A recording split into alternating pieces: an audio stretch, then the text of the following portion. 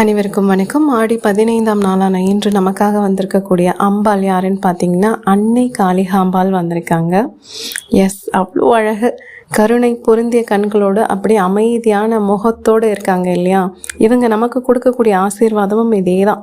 மன அழுத்தம் இல்லாமல், கோபம் இல்லாமல், நம்மளோட மனதில் ஒரு அமைதி நிலவக்கூடிய வகையில் இந்த அம்பாள் நம்மளை பார்த்துப்பாங்க. அன்னை போல் அம்மா வீட்டில் இருந்தால் எப்படி குழந்தைங்கள பார்த்துப்பாங்க, அதே போல் தான் இவங்க நம்மளை பார்த்துப்பாங்கங்கிற மாதிரி எனக்கு இங்கே ரெஸ்னேட் ஆகுது. இன்னொரு விஷயம், இப்போ திருமணம் சார்ந்து உங்களுக்கு ஏதாவது தடைகள், ஜாதகத்தில் சில தோஷங்கள் இருக்கும் இல்லையா. ஸோ திருமண தடைகள் எல்லாம் இருந்ததுன்னா அதெல்லாம் நிவர்த்தி ஆகக்கூடிய காலகட்டமாக இருக்கலாம்.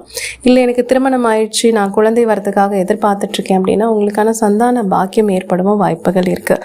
நீங்கள் குடும்ப அரசியாக இருக்கீங்க, குடும்ப தலைவியாக இருக்கீங்க அப்படின்னா அந்த குடும்பத்தில் ஒற்றுமை, ஒரு செல்வ கடாட்சம் வரவும் வாய்ப்புகள் இருக்குது.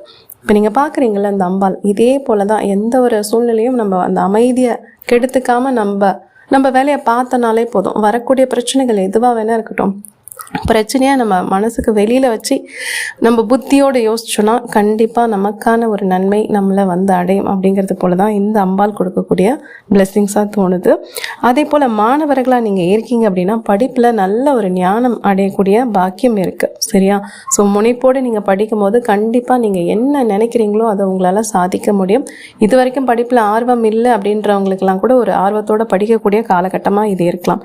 சில நேரங்களில் கல்வி சார்ந்த ஏதாவது தோல்வி நீங்கள் அடைஞ்சிருந்தீங்கன்னா கவலையே படாதீங்க. இன்னமும் உங்களுக்கு அந்த படிப்பை நான் படிக்கணும், ஜெயிக்கணும் அப்படின்னு ஒரு ஆசை, ஆர்வம் இருந்ததுன்னா கண்டிப்பாக இந்த அம்பாலை நீங்கள் மனசார பிரார்த்தனை பண்ணிக்கிட்டு படிக்க உட்காருங்க. கண்டிப்பாக நீங்கள் சாதிக்க பிறந்தவர்கள்னு அப்புறம் உங்களுக்கே புரியும், ஓகேவா. ஸோ ரெஸ்னேட் ஆன விஷயங்களை நான் சொல்லிட்டேன். யாருக்கு பொருந்ததோ எடுத்துக்கோங்க, பொருந்தாதவங்க தவிர்த்துருங்க.